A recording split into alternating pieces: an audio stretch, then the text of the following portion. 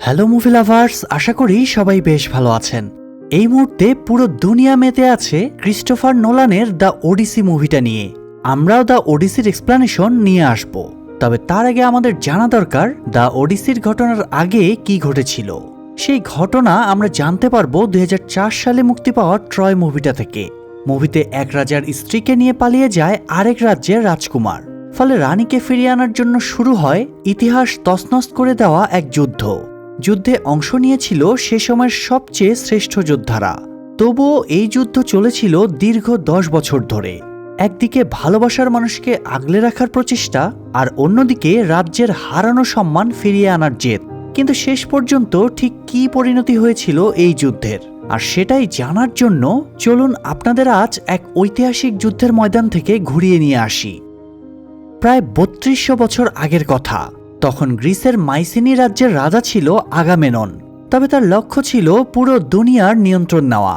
এরই প্রেক্ষিতে সে কয়েকটা রাজ্যকে দখলের পরে যায় থিসিলিতে। যুদ্ধের আগে থিসিলির রাজা এবং আগামেনন উভয় পক্ষই বিশাল সেনাবাহিনী নিয়ে মুখোমুখি হয়, কিন্তু যুদ্ধ মানেই তো শত শত মৃত্যু এবং সময় নষ্ট। তাই আগামেনন থিসিলির রাজাকে বলে, এত ঝামেলা বাদ দিয়ে চলো পুরনো নিয়মে খেলি।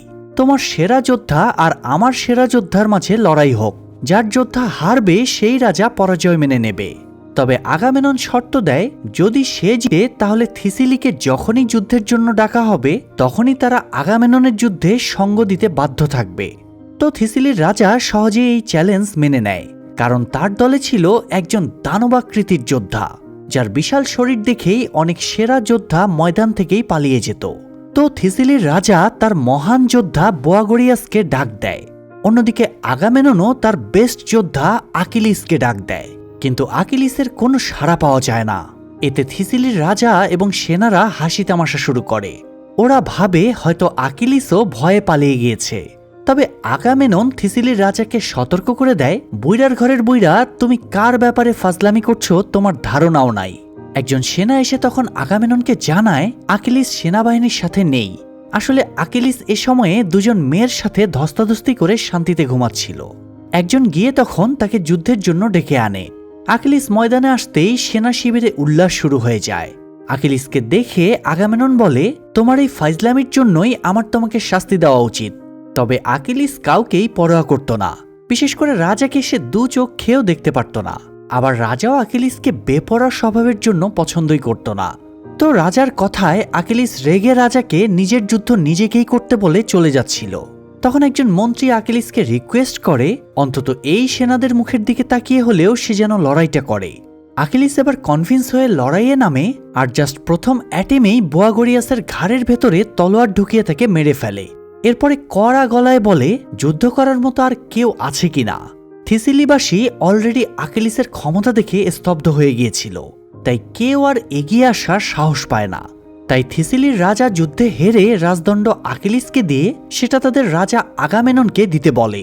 তবে আকিলিস বলে, ওই বজ্জারটা আমার রাজা না, এই বলে সে চলে যায়। সিন চেঞ্জ হয়ে গ্রিসের স্পার্টা রাজ্য দেখা যায়। স্পার্টার রাজা হলো আগামেননের ভাই মিনিলাস। স্পার্টা এবং ট্রয় রাজ্যের ভেতরে দীর্ঘদিন ধরে যুদ্ধ চলছিল। অবশেষে মিনিলাস ট্রয়ের সাথে যুদ্ধ থামিয়ে শান্তি চুক্তির সিদ্ধান্ত নিয়েছে। ট্রয়ের দুই রাজপুত্র হেক্টর এবং প্যারিস সহ রাজ্যের গণ্যমান্য ব্যক্তিবর্গ স্পার্টাতে এসেছিল। তারা এখানে কয়েকদিন অবস্থান করেছিল, আর আজই তাদের শেষ দিন। মিনিলাস তাদের খাতির যত্নের কোনো ত্রুটি রাখেনি।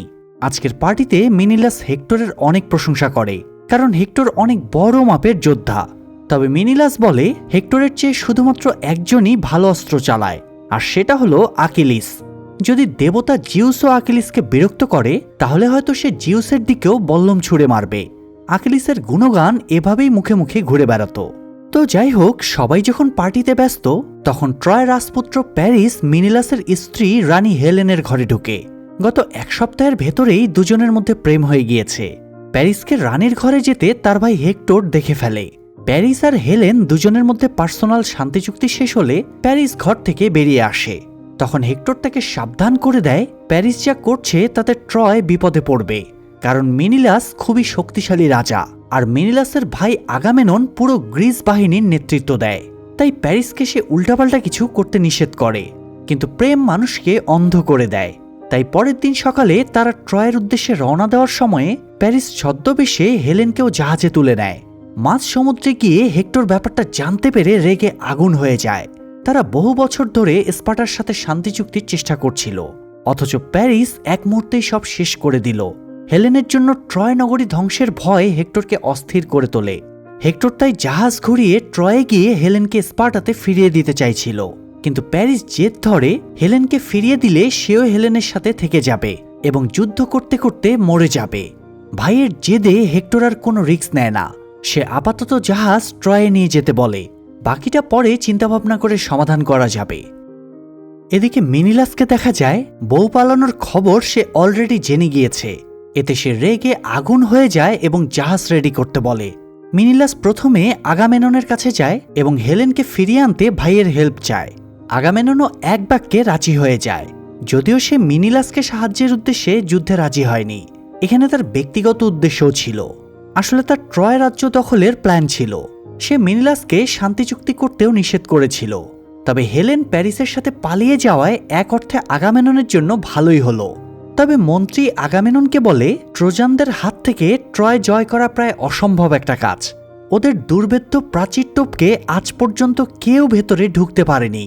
আগামেনন বলে সে পুরো গ্রিক বাহিনী নিয়ে ওদের উপরে আক্রমণ করবে। প্রয়োজনে নেক্সট 10 বছরের সমস্ত রসদ নিয়ে ট্রয়ে রওনা দেবে। মন্ত্রী বলে এই যুদ্ধে তাদের আকিলিসকে প্রয়োজন। তবে আগামেনন বলে আকিলিস কারো কথা শোনে না, এমনকি সেখানে গিয়ে আকিলিস তাদের বিরুদ্ধেও চলে যেতে পারে। তবুও মন্ত্রী বোঝায় গ্রিস সাম্রাজ্যের শ্রেষ্ঠ যোদ্ধাকে ছাড়া তারা ট্রোজানদের বিরুদ্ধে টিকতে পারবে না। তাই অনিচ্ছা সত্ত্বেও আগামেনন আকিলিসকে সাথে নিতে রাজি হয়। তবে সে খবর পাঠালে আকিলিস তো শুনবে না। আকিলিস শুধু একজনের কথাই শোনে, আর সেটা হলো ইথাকার রাজা ওডিসিয়াস। প্রিয় দর্শক, মূলত এই ট্রয় যুদ্ধের পরেই এই ওডিসিয়াসের নিজের রাজ্যে ফিরে যাওয়ার কাহিনীর উপরেই ক্রিস্টোফার নোলানের দ্য ওডিসি সিনেমাটা বানানো হয়েছে। তাই ওডিয়াসের নামটা একটু ভালো করে মনে রাখবেন। তো পরের দিন ওডিয়াস আগামেননের অনুরোধে আকিলিসের কাছে যায়। আকিলিস এ সময়ে তার কাজিন পেট্রোক্লাসের সাথে তলোয়ার প্র্যাকটিস করছিল। পেট্রোক্লাসের চেহারা আর আকিলিসের চেহারা ছিল অলমোস্ট সেম। তো ওডিয়াসকে দেখেই আকিলিস বুঝতে পারে সে আগামেননের হয়ে যুদ্ধে যাওয়ার জন্য বোঝাতে এসেছে। তাই আকিলিস আগেই বলে দেয় সে আগামেননের হয়ে যুদ্ধ করবে না। ওডিয়াস বোঝায় তাকে আগামেননের জন্য না, বরং গ্রিসের জন্য যুদ্ধ করতে হবে। ট্রোজানরা হেলেনকে তুলে নিয়ে গিয়েছে, এটা তাদের জন্য বেশ অপমানজনক। আকিলিস তখন বলে এটা আসলে গ্রিসের জন্য না, বরং আগামেননের জন্য অপমানজনক, কারণ সে নিজের বউকে সামলে রাখতে পারেনি। তাছাড়া যুদ্ধে জিততে এফোর্ট দেয় সেনারা, অথচ ক্রেডিট পায় আগামেননের মতো রাজারা। তাই এসব যুদ্ধে আকিলিস আর থাকতে চায় না। ওডিসিয়াস তখন বলে তারা এবার ইতিহাসের সবচেয়ে বড় বহর যুদ্ধের জন্য পাঠাচ্ছে। প্রায় 1000 জাহাজ নিয়ে তারা রওনা দেবে। তাই এই যুদ্ধে যারা যাবে না তারা এমনিও ইতিহাস থেকে বাদ পড়ে যাবে। এছাড়া লোকমুখে শোনা যায় ট্রয়ের রাজপুত্র হেক্টর নাকি পুরো গ্রিসের চেয়েও শ্রেষ্ঠ যোদ্ধা। তাই এই যুদ্ধে গেলে আকিলিস তার সাথেও লড়াই করে শ্রেষ্ঠত্ব যাচাইয়ের সুযোগ পাবে। ওডিসিয়াস তার সাধ্যমতো বুঝিয়ে যুদ্ধে রওনা হওয়ার দিন তারিখ জানিয়ে চলে যায়। এদিকে আকিলিস তার মা থেটিসের কাছে যায়। থেটিস কোনো সাধারণ মানুষ না, বরং সে জলের দেবী। পৌরাণিক মতে আকিলিসের জন্মের পরে থেটিস আকিলিসকে পাতালের পবিত্র নদী স্টাইক্সে চুবিয়েছিল।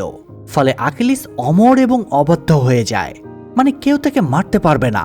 তবে সমস্যা হলো দেবী আকিলিসের পায়ের গোড়ালি ধরে উল্টো করে পানিতে চুবিয়েছিল। ফলে পায়ের গোড়ালি না ভেজায় ওটাই তার একমাত্র দুর্বল জায়গা, মানে ওখানে আঘাত করলে আকিলিস মারা যাবে। তো আকিলিসকে দেখে দেবী থেটিস বলে সে আকিলিসের জন্মের আগে থেকেই জানতো আকিলিসকে ওরা যুদ্ধের জন্য নিয়ে যাবে। তবে থেটিস আকিলিসকে বোঝায় সে যদি যুদ্ধে না গিয়ে এখানে থেকে যায় তাহলে সে সুন্দরী বউ পাবে, বাচ্চা কাচ্চা নাতিপুতি হবে, আকিলিসের জীবন সুখে শান্তিতে কেটে যাবে। কিন্তু এক্ষেত্রে 2 জেনারেশনের পরে আর কেউ আকিলিসকে মনে রাখবে না। উল্টো দিকে সে যদি ট্রয় যুদ্ধে যায় তাহলে হাজার হাজার বছর ধরে মানুষ তাকে মনে রাখবে, তার বিজয়গাথা নিয়ে মানুষ চর্চা করবে, ইতিহাসে সে শ্রেষ্ঠ বীর হিসেবে সম্মান পাবে। কিন্তু এক্ষেত্রে এই যুদ্ধে গিয়ে আকিলিস মারা যাবে, সে আর কখনোই জীবিত ফিরতে পারবে না। আকিলিস জানতো তার মায়ের কথা কখনো ভুল হয় না, তাই এবার সে ভাবতে বসে সে আসলে কি করবে। সিন চেঞ্জ হয়ে এবার ট্রয় রাজ্য দেখা যায়। হেক্টর এবং প্যারিস নিজেদের রাজ্যে ফিরে এসেছে। হেলেনও তাদের সাথেই ছিল। ট্রোজানরা হেলেনকেও সাদরে গ্রহণ করে নেয়। বিশেষ করে সারা পৃথিবী জুড়েই হেলেনের রূপের প্রশংসা ছিল, তাই হেলেনকে দেখে সবাই অনেক খুশি হয়। হেক্টর তাদের বাবা রাজা প্রিয়ামকে বলে তাদের উচিত হেলেনকে স্পার্টাতে ফিরিয়ে দেওয়া, না হলে মিনিলাস এবং আগামেনন তাদের ট্রয়বাসীকে শেষ করে দেবে। তবে রাজা ছোট ছেলে প্যারিসের পক্ষ নিয়ে বলে তারা কোনো সমঝোতা করবে না, কেননা আজ পর্যন্ত কেউ তাদের উঁচু প্রাচীর টপকে ভেতরে আসতে পারেনি। তাছাড়া তার বিশ্বাস প্রতিটা যুদ্ধে সূর্য দেবতা তাদেরকে সাহায্য করে, তাই এবারও সে ভরসা করেছিল দেবতা এবং দুর্ভেদ্য দেয়াল তাদেরকে গ্রিসদের হাত থেকে রক্ষা করবে। হেক্টর বুঝতে পারছিল তার বাবা রিয়েলিটি রিয়েলাইজ করতে পারছে না, কিন্তু বাবার বিরুদ্ধেও সে যেতে পারে না। ফলে তারা যুদ্ধের প্রস্তুতি নিতে শুরু করে। কয়েকদিনের ভেতরেই সমুদ্রে গ্রিকদের হাজার হাজার জাহাজ দৃশ্যমান হয়ে ওঠে।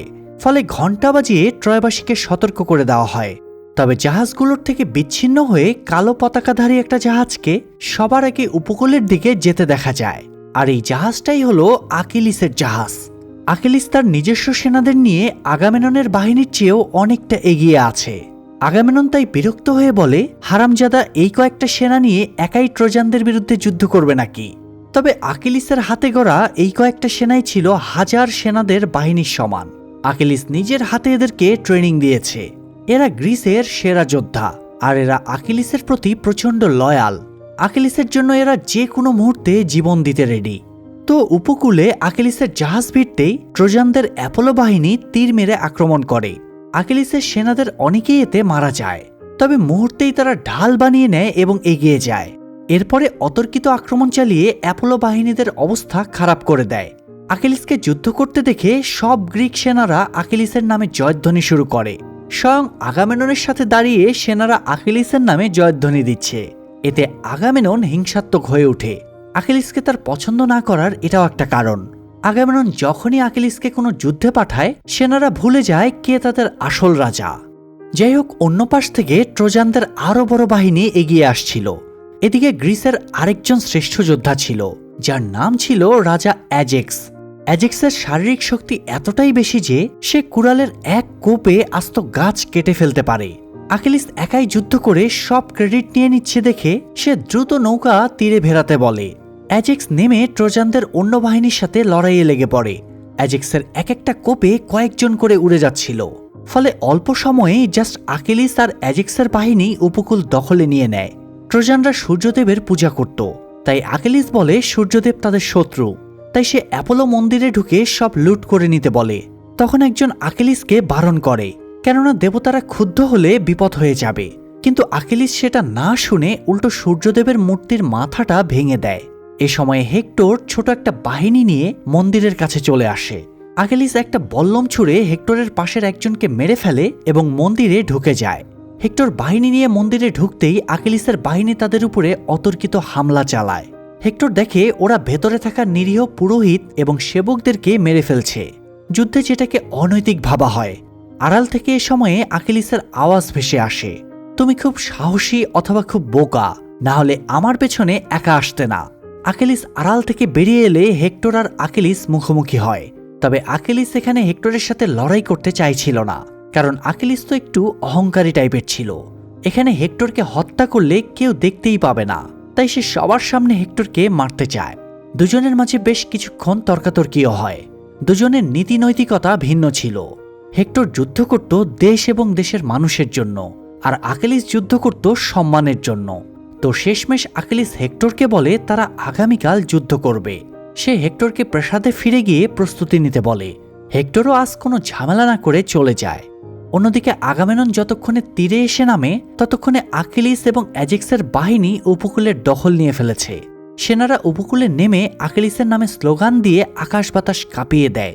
এতে আগামেনন আরও বেশি করে হিংসায় জ্বলতে থাকে। যাই হোক, আকিলিস যুদ্ধ শেষে নিজের তাঁবুতে গিয়ে দেখে তার সেনারা একজন সুন্দরী মেয়েকে বেঁধে রেখেছে। মেয়েটা মন্দিরের সেবিকা। সে লুকিয়েছিল। আকিলিসের মনোরঞ্জনের জন্য তাকে আনা হয়েছে। মেয়েটা আকিলিসকে অভিশাপ দিয়ে বলে আকিলিস মন্দিরের পুরোহিতদের হত্যা করেছে, অ্যাপোলোর মন্দির লুট করেছে, তাই দেবতা আকিলিসকে শাস্তি দেবেন। তবে আকিলিস তাচ্ছিল্য করে বলে, তোমাদের দেবতারাও আমাকে ভয় পায়। আকিলিস মেয়েটাকে দেখেই বুঝতে পারে সে রাজবংশীয়। মেয়েটার নাম জিজ্ঞেস করলে সে জানতে পারে তার নাম হলো ব্রিসেইস। এ সময় একজন এসে আকিলিসকে জানায় আগামেনন তাকে ডাক পাঠিয়েছে। আকিলিস গিয়ে দেখে সব রাজারা আগামেননকে উপহার দিয়ে তেল মারছে, যা দেখে আকিলিস বেশ বিরক্ত হয়। আকিলিসকে দেখে আগামেনন সব রাজাদের বাইরে যেতে বলে। আগামেনন আসলে আকিলিসকে তাচ্ছিল্য করতে এখানে ডেকেছে। সে বলে সকালে এই উপকূল ট্রয়ের রাজা প্রিয়াম ছিল, কিন্তু এখন এটা আমার দখলে। সেনারা যতই যুদ্ধ করুক, বিজয়ের ইতিহাসে শুধু রাজারই নাম থাকবে। আগামীকাল আমি ট্রয়ের প্রাচীর ধ্বংস করে দেব। গ্রিসের প্রতিটা পাথরে লিখে রাখব আগামেনন। আমার নাম যুগ যুগ ধরে থেকে যাবে, কিন্তু তোমার নাম সবাই ভুলে যাবে। আকিলিসও আগামেননের সাথে কিছুটা তর্কাতর্কি করে এবং বলে আগে আগামেনন জিতে দেখাক, তারপরে বড় বড় কথা বলুক। আগামেনন তখন জানায় মন্দির থেকে লুট হওয়া সব সোনাদানা সে নিজের হেফাজতে নিয়েছে, এমনকি ব্রিসেইসকেও আগামেননের তাঁবুতে নিয়ে আসা হয়। তাকে এই অবস্থায় দেখে আকিলিস ক্ষেপে যায় এবং সেনাদের সতর্ক করে দেয় যদি ব্রিসেইসকে না ছাড়ে তাহলে কেউ বাড়ি ফিরতে পারবে না। তবে ব্রিসেইস চিল্লিয়ে বলে তার জন্য আর কাউকে রক্তারক্তি করতে হবে না, সে আর কোনো লাশ দেখতে চায় না। ব্রিসেইসের কথায় আকিলিস চুপ করে গেলে আগামেনন অবাক হয়, কেননা সাধারণ একজন সেবিকার জন্য মহান বীর আকিলিস চুপ করে গেল। তাই আগামেনন আকিলিসকে আরও রাগিয়ে দিতে বলে আজ রাতে ব্রিসেইস তার সাথেই থাকবে, তাকে গোসল করিয়ে দেবে এবং সেবা যত্ন করবে। এরপর আকিলিস চলে যাওয়ার আগে আগামেননকে বলে যায় আমার নিজের মৃত্যুর আগে তোর লাশ দেখে তবেই আমি মরব। এদিকে ট্রোজানদের দেখা যায় তাদের মাঝে শোকের ছায়া নেমে এসেছে। মৃত সেনাদের শেষকৃত্য করার পরে রাজা প্রিয়াম সব মন্ত্রীদের নিয়ে আলোচনায় বসে। কেউ কেউ পরামর্শ দেয় গ্রিসের বাহিনী তাদের চেয়েও ডাবল, তাই তাদের ঝামেলা না বাড়িয়ে হেলেনকে দিয়ে দেওয়া উচিত, কারণ হেলেনের জন্যই তো ওরা এসেছে। তবে রাজার সেরকম ইচ্ছেই ছিল না। রাজা সেনাপ্রধানকে জিজ্ঞেস করে তাদের এই যুদ্ধে জেতার চান্স আছে কিনা।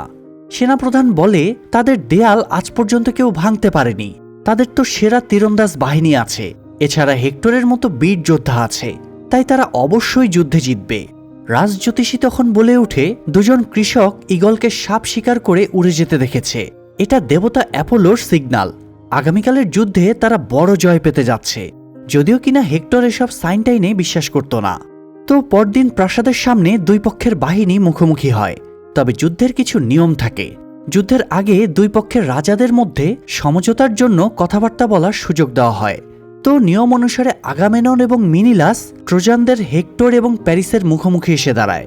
আগামেনন অফার দেয় তার দুটো শর্ত মেনে নিলে সে ট্রয়বাসীদের ছেড়ে দেবে। প্রথমত হেলেনকে মিনিলাসের হাতে তুলে দিতে হবে, দ্বিতীয়ত ট্রয়কে আগামেননের অনুগত্য স্বীকার করতে হবে। তবে হেক্টর ভয় পাওয়ার মতো লোক না, সে আত্মসমর্পণের চেয়ে যুদ্ধ করে শহীদ হওয়াকেই বেশি সম্মানের মনে করে। তখন দুই পক্ষের তর্কাতর্কির মাঝে প্যারিস বলে উঠে এইসব ঝামেলা তো তাকে আর হেলেনকে কেন্দ্র করেই। তাই প্যারিস মিনিলাসকে চ্যালেঞ্জ করে বলে তারা দুজনে ফাইট করবে, যুদ্ধে যে জিতবে হেলেনকে সেই নিয়ে যাবে। যদিও আগামেননের এতে সমর্থন ছিল না, তার একমাত্র লক্ষ্যই হলো ট্রয় দখল করা। তবে মিনিলাস ভাবছিল এই হাঁটুর বয়সী ছেলেটার চ্যালেঞ্জ না মানলে তার মান ইজ্জত নষ্ট হবে। তাই সে আগামেননকে বোঝায় সে যখন প্যারিসকে মেরে ফেলবে তখন ট্রোজানরা মানসিকভাবে একটু দুর্বল হয়ে পড়বে, আর এই সুযোগে আগামেনন তার সেনাদের হামলার নির্দেশ দেবে। এতে অতর্কিত হামলা চালিয়ে তারা ট্রয় দখল করে নেবে। তো মিনিলাসের কথাটা আগামেনন মেনে নেয় এবং যুদ্ধের সম্মতি দেয়। হেক্টর সাধারণত একজন রণকৌশলী ছিল, সে শত্রুদের দুর্বলতা এবং তাদের মুভমেন্ট সম্পর্কে জানত। বিশেষ করে স্পার্টাতে থাকাকালীন সে মিনিলাসের দুর্বলতাগুলো দেখে এসেছে। তাই সে প্যারিসকে পরামর্শ দেয় সে যেন যতটা পারে মিনিলাসকে ঘোল খাওয়াতে থাকে, মানে ছুটিয়ে নিয়ে বেড়ানোর পরামর্শ দেয়। এতে মিনিলাস ক্লান্ত হয়ে গেলে তাকে ইজিলি অ্যাটাক করতে পারবে। তো মিনিলাস যুদ্ধের ময়দানে নেমে গেলে এবার প্যারিসও ট্রয়ের ঐতিহাসিক তরবারি নিয়ে নেমে পড়ে। গতরাতে রাজা প্রিয়াম তার হাতে এই তরবারিটা তুলে দিয়েছিল। দুজনের যুদ্ধ শুরু হলে প্যারিস প্রথম থেকেই মার খেতে থাকে, মিনিলাসের কাছে একদমই টিকতে পারে না। লাস্টে প্যারিস পালিয়ে হেক্টরের পায়ের নিচে লুকায়। মিনিলাস প্যারিসকে ফিরিয়ে দিতে বলে, কারণ ডুয়েল যুদ্ধের নিয়ম অনুযায়ী বাইরের কেউ হস্তক্ষেপ করতে পারবে না। কিন্তু ভাইকে বাঁচাতে হেক্টর নিয়ম ভেঙে আচমকা মিনিলাসের পেটের ভেতরে তরবারি ঢুকিয়ে তাকে মেরে ফেলে। যুদ্ধের নিয়ম ভাঙায় আগামেননও নিজের বাহিনীকে অ্যাটাকের নির্দেশ দেয়, ফলে দুই পক্ষের মাঝে যুদ্ধ শুরু হয়ে যায়। প্রথমেই ট্রয়ের তীরন্দাজ বাহিনীর কোপে গ্রিসদের অবস্থা খারাপ হয়ে যায়। মুখোমুখি লড়াইয়েও গ্রিসরা খুব একটা সুবিধা করতে পারে না, গ্রিসের সেরা যোদ্ধাদের একজন অ্যাজেক্স এবার হেক্টরের মুখোমুখি হয়। যদিও হেক্টর অ্যাজেক্সের হাতে অনেক মার খায়, কিন্তু অ্যাজেক্সের কাছে শক্তি ছিল প্রচুর, তবে কৌশলে সে অনেক দুর্বল। অন্যদিকে আগেই বলেছি হেক্টর রণকৌশলে দুর্দান্ত, তাই সে অ্যাজেক্সের মতো শ্রেষ্ঠ বীরকেও মেরে ফেলে। এই দৃশ্য দেখে ট্রয়বাসী উল্লাস করে ওঠে, কেননা অ্যাজেক্সের মৃত্যু মানে গ্রিসদের শক্তি অনেকটাই কমে যাওয়া। তবে আকিলিস কিন্তু আজকে যুদ্ধে নামেনি, এমনকি তার সেনাদেরকেও সে যুদ্ধে যেতে নিষেধ করেছিল।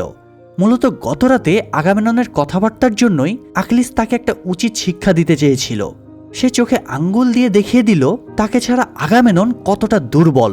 পুরোটা সময় আকিলিস নিজের সেনাদের নিয়ে দূরে পাহাড়ের উপর থেকে আগামেনন বাহিনীর সর্বনাশ দেখতে থাকে, আর শেষ পর্যন্ত ট্রোজানদের আক্রমণের কাছে টিকতে না পেরে আগামেনন তার বাহিনী নিয়ে সেখান থেকে পালিয়ে যায়। সেই সাথে ট্রোজানদের কাছে গ্রিসদের প্রথম পরাজয়ের ইতিহাস লেখা হয়ে যায়।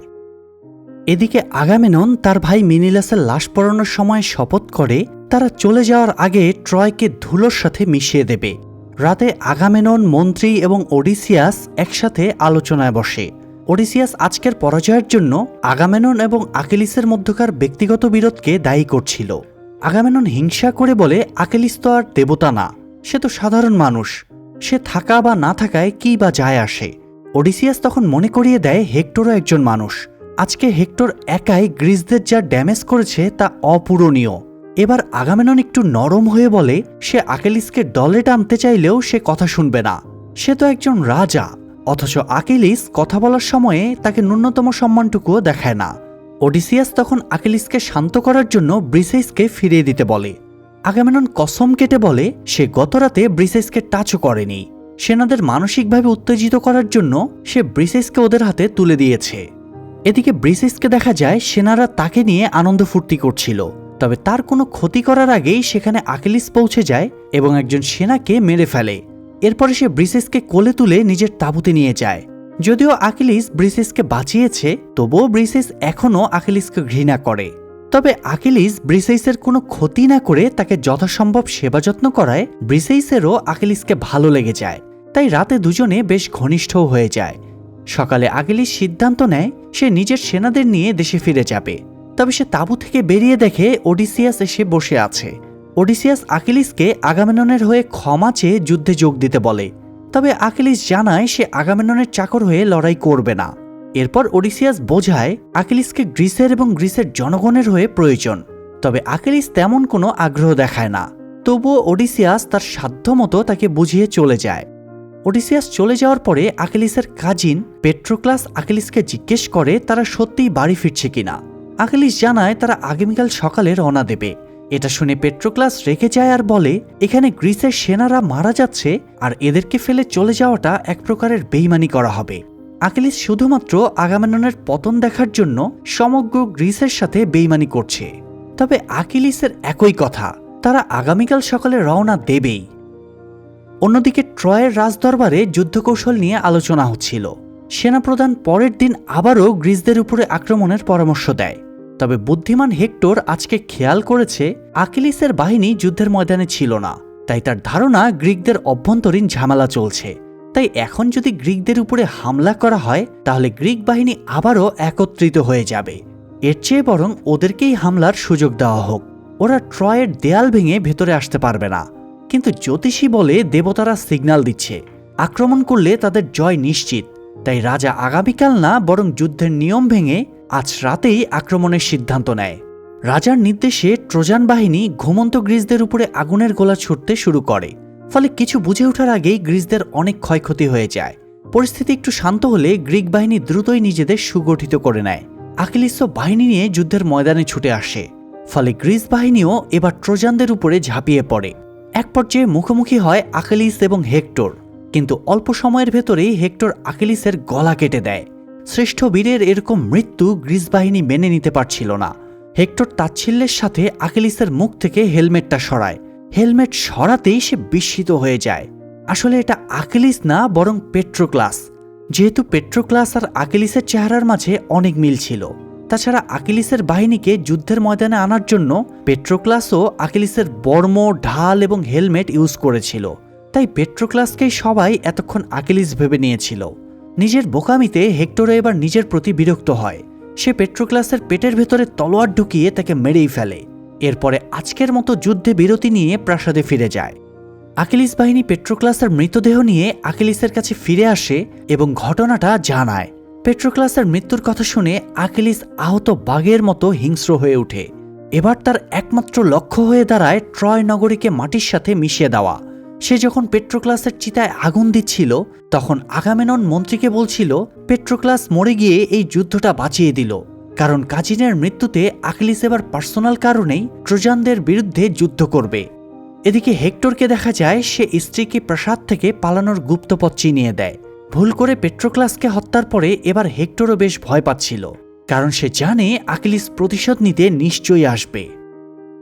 যাই হোক, পরের দিন সকালে আকিলিস যুদ্ধের পোশাক পরে রেডি হয়ে বের হচ্ছিল। তখন ব্রিসেস তাকে পা ধরে অনুরোধ করে হেক্টর তার কাজিন, তাই আকিলিস যেন ওকে না মারে। কিন্তু এই মুহূর্তে আকিলিস হয়তো তার মায়ের কথাও শুনত না। সেখানে ব্রিসেসের কথা শোনার তো প্রশ্নই আসে না। আকিলিসের সাথে অন্য সেনারা আসতে চাইলে সে সবাইকে নিষেধ করে দেয় এবং একাই ট্রয়ের প্রাচীরের সামনে চলে আসে।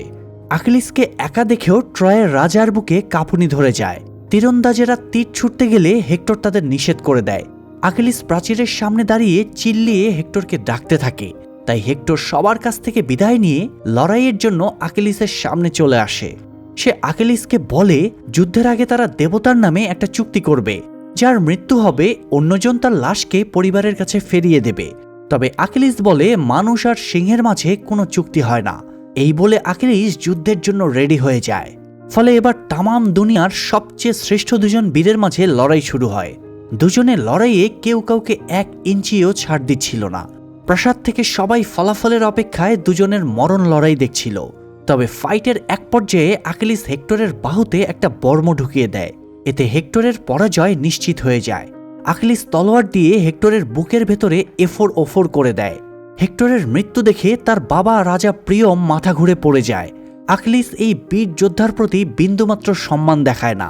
সে হেক্টরের পা দুটো দড়ি দিয়ে বেঁধে এবং দড়ির অপর প্রান্ত ঘোড়ার রথের সাথে বেঁধে নেয়।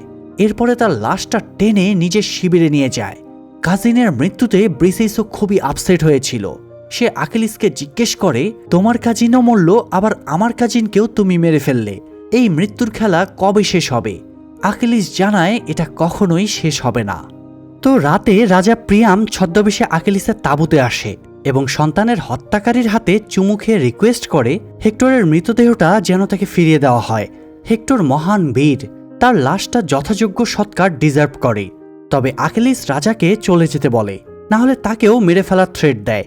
রাজা বলে সে যা হারিয়েছে তাতে সে তার মৃত্যুর ভয় করবে না। আকিলিস বলে হেক্টর তার কাজিনকে হত্যা করেছে। তখন রাজা প্রিয়াম বলে, তুমিও তো কতজনের কাজিন, সন্তান, বাবা, ভাইকে হত্যা করেছ। রাজা আকিলিসের বাবার কথা উল্লেখ করে বলে, আমি তোমার বাবাকে চিনতাম। তার সৌভাগ্য সে নিজের সন্তানের মৃত্যু দেখার অনেক আগেই মারা গিয়েছে। রাজার অনেক রিকোয়েস্টের পরে আকিলিস হেক্টরের লাশটা দিতে রাজি হয়। আকিলিস নিজের হাতে কাপড় দিয়ে হেক্টরের লাশটা জড়িয়ে দেয় এবং বলে, শীঘ্রই আমাদের দেখা হবে। এরপরে সে রাজার রথে লাশটা তুলে দেয়। এ সময় ব্রিসেস বেরিয়ে এলে রাজা প্রিয়াম তাকে দেখে অবাক হয়, কারণ সবাই ধরে নিয়েছিল ব্রিসেস মারা গিয়েছে। আকিলিস তখন ব্রিসেসকেও মুক্ত করে দেয় এবং ভুলক্রমে কষ্ট দিয়ে থাকলে তার কাছে ক্ষমা চায়। রাজা প্রিয়াম চলে যাওয়ার আগে আকিলিস বলে, আমাদের দেশে যুবরাজ মারা গেলে 12 দিনের শোক পালন করা হয়। রাজা প্রিয়াম তখন বলে তাদের দেশেও একই নিয়ম। তাই আকিলিস তাকে প্রতিশ্রুতি দেয় এই 12 দিন ট্রোজানরা নিশ্চিন্তে শোক পালন করতে পারবে। কোনো গ্রিস সেনা এই 12 দিনে তাদের উপরে কোনো আক্রমণ করবে না। যদিও আকিলিসের এই চুক্তিতে আগামেনন ক্ষেপে যায়, কারণ চুক্তির অধিকার শুধু রাজারই আছে। আকিলিসের চুক্তিটা সে মানতে পারছিল না। তাছাড়া এখন ট্রোজানরা যুবরাজের মৃত্যুতে শোকে কাতর, তাই তাদের উপরে আক্রমণ করার এটাই মোক্ষম সুযোগ। তবে মন্ত্রী বোঝায় হেক্টর মরে গিয়েছে ঠিকই, কিন্তু ট্রয়ের ওই প্রাচীর ভাঙার ক্ষমতা এখনও তাদের নেই। গত 10 বছর ধরেও এত চেষ্টা করে তারা ওই প্রাচীরের কোনো ক্ষতি করতে পারেনি। প্রয়োজনে ট্রোজানরা আরও 10 বছর প্রাসাদের ভেতরে অনায়াসে কাটিয়ে দিতে পারবে, তবুও হয়তো তারা ওই প্রাচীর ভাঙতে পারবে না। আগামেননের হাতে এখনও 40,000 গ্রিক সেনা ছিল, তবুও ট্রয়ের বিরুদ্ধে জেতার ক্যাপাবিলিটি তার নেই। তবে শেষ পর্যন্ত যুদ্ধের পুরো মোড়টাই ঘুরিয়ে দেয় ওডিসিয়াস।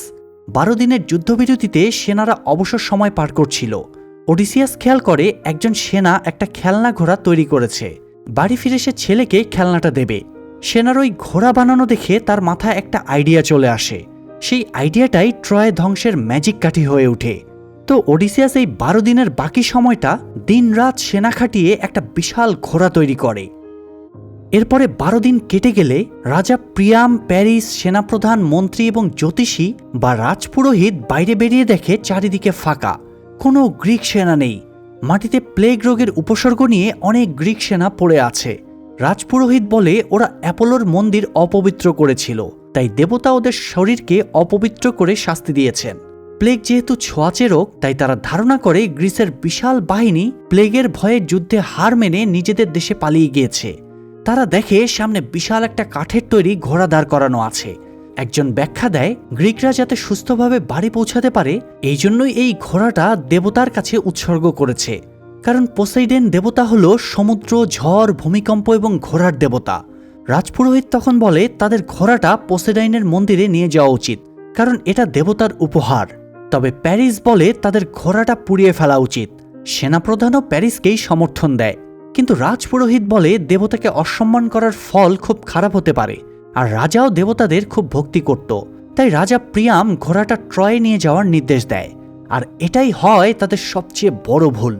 ঘোড়াটা বেশ মহাসমারোহে ট্রয়ে নিয়ে যাওয়া হয়। সেটাকে ঘিরে জয়ের আনন্দে সবাই অনেক উৎসবও করে। এরপরে রাতে সবাই ক্লান্ত হয়ে ঘুমিয়ে পড়ে, আর তখনই ঘোড়ার ভেতর থেকে বেরিয়ে আসে ওডিসিয়াস, আকিলিস সহ কয়েকজন যোদ্ধা। আসলে এটাই ছিল ওডিসিয়াসের ট্রয়ে ঢোকার কৌশল। তারা বছরের পর বছর চেষ্টা করেও ট্রয়ের প্রাচীর ভাঙতে পারত না, তাই ওডিসিয়াসের এই কৌশলই তাদের জয়ের দুয়ার খুলে দিল। তো যাই হোক, তারা বেরিয়ে ঘুমন্ত সেনাদের উপরে ঝাঁপিয়ে পড়ে। বাকি গ্রিক সেনারা সকাল থেকেই আড়ালে লুকিয়েছিল। তাদেরকে ছাদে উঠে মশাল দেখিয়ে ভেতরে আসার সিগন্যাল দেওয়া হয়। এরপরে ভেতরের সেনারা দরজা খুলে দিলে সবাই হুমড়ি খেয়ে ভেতরে ঢুকে পড়ে এবং ট্রোজানদের প্রস্তুতির সুযোগ না দিয়ে কচুকাটা শুরু করে। তারা নারী, নিরীহ পুরুষ, শিশু কাউকেই ছাড় দিচ্ছিল না, যাকেই পাচ্ছিল মেরে ফেলছিল। এছাড়া তারা ট্রয়ের বিল্ডিংগুলোতেও আগুন ধরিয়ে দেয়। হেক্টরের স্ত্রী যেহেতু গুপ্তপথ চিনত, তাই সে হেলেন সহ আরো যতজনকে পারা যায় তাদেরকে নিয়ে গুপ্তপথ দিয়ে বেরিয়ে যায়। আর প্যারিস এবং সেনাপ্রধান অল্প কয়েকজন সেনা নিয়ে প্রতিরোধের চেষ্টা করে, তবে তারাও বেশিক্ষণ টিকতে পারে না। সেনাপ্রধান ব্যাকআপ দিয়ে প্যারিসকে ভেতরে পালানোর সুযোগ করে দেয়। বৃদ্ধ রাজা প্রিয়াম ছাদে দাঁড়িয়ে প্রিয় ট্রয় নগরীর ধ্বংস দেখে কান্নায় ভেঙে পড়ে। তবুও সে পারবে না জেনেও তলোয়ার নিয়ে যুদ্ধের জন্য বেরিয়ে আসে। প্রিয়াম আগামেননের সামনে পড়ে যাওয়ায় আগামেনন তাকে মেরে ফেলে। মৃত্যুর আগে প্রিয়াম রিকোয়েস্ট করে, বাচ্চা এবং নিরপরাধদের ছেড়ে দাও। মানে মৃত্যুর আগে প্রিয়ামের এমন কথা হয়তো একজন মহৎ রাজার প্রমাণ ঘটায়। তবে আগামেনন বলে কেউ নিরপরাধ না, সে সবাইকেই মেরে ফেলবে। একটু পরে ব্রিসেইসও আগামেননের সামনে পড়ে যায়। আগামেনন তাকে চেপে ধরে এবং তাকে ভোগ করার কথা বলে। তবে ব্রিসেইসের কাছে একটা লুকানো ছুরি ছিল, সেটা সে আগামেননের ঘাড়ে ঢুকিয়ে দিয়ে তাকে মেরে ফেলে। এ সময় সেনারা ব্রিসেইসকে মারার চেষ্টা করলে সেখানে আকিলিস চলে আসে এবং ওদেরকে মেরে ব্রিসেইসকে বাঁচিয়ে নেয়। এ সময় সেখানে প্যারিস চলে আসে এবং পেছন থেকে আকিলিসের উপরে তীর চালায়, আর তীরটা গিয়ে বিধে আকিলিসের গোড়ালিতে। শুরুর দিকেই বলেছিলাম আকিলিস অমর হলেও তার একমাত্র দুর্বলতা হলো তার গোড়ালি, তাই গোড়ালিতে আঘাত পাওয়ায় সে দুর্বল হয়ে পড়ে। তবুও সে উঠে দাঁড়ায় এবং প্যারিসের দিকে এগিয়ে যায়। তখন প্যারিস আকিলিসের বুকে আরো 3টা তীর চালিয়ে দেয়। ব্রিসেইস প্যারিসকে অনুরোধ করছিল তীর না ছোড়ার জন্য, কিন্তু সে এটা শোনে না। প্যারিস আরও একটা তীর ছুড়লে এবার আকিলিস দুর্বল হয়ে হাঁটু গেড়ে বসে পড়ে। ব্রিসেইস আকিলিসের কাছে ছুটে গেলে আকিলিস বলে, জীবনভর যুদ্ধের মাঝে শুধু তুমি আমাকে শান্তি দিয়েছিলে। গ্রিক বাহিনী ততক্ষণে ট্রয়ের দখল নিয়ে ফেলেছিল, তাই আকিলিস ব্রিসেইসকে প্যারিসের সাথে চলে যেতে বলে। ব্রিসেইস চলে যাওয়ার পরে আকিলিস মৃত্যুর কোলে ঢলে পড়ে। পরে আকিলিসকে যথাযথ সম্মানের সাথে সৎকার করা হয়। ওডিসিয়াস চিতায় আগুন জ্বালিয়ে শেষকৃত্য সম্পন্ন করে। এদিকে প্যারিস, হেলেন, ব্রিসেইস এবং হেক্টরের স্ত্রী সন্তান সহ বেশ কয়েকজনকে নিয়ে সেফ জায়গায় চলে গিয়েছিল। দূর থেকে ব্রিসেইস আকিলিসের চিতার ধোঁয়া দেখতে পায়, তবে সে জানে বীরেরা মরে না, তারা ইতিহাসের পাতায় বেঁচে থাকে আজন্মকাল। প্রিয় দর্শক, মহাকবি হোমারের কালজয়ী সৃষ্টি ট্রয়ের গল্পটা সিনেমার পর্দায় এখানেই শেষ হয়ে যায়। আর এর পরের পার্টে রয়েছে ওডিসিয়াসকে নিয়ে লেখা আরেক মহাকাব্য। সিনেমার পর্দায় যেটাকে তুলে ধরেছেন এই সময়ের শ্রেষ্ঠ পরিচালক ক্রিস্টোফার নোলান। এই মুভিটা তো আপনাদের কাছে নিশ্চয়ই অনেক ভালো লেগেছে, তাই দ্রুত লাইক এবং কমেন্ট করুন। আর পরের ভিডিওতে দেখার জন্য অবশ্যই সাবস্ক্রাইব করুন দ্রুতই পরের ভিডিওটা আমি নিয়ে আসছি। সবাই ভালো থাকবেন, সুস্থ থাকবেন, দেখা হচ্ছে পরের ভিডিওতে।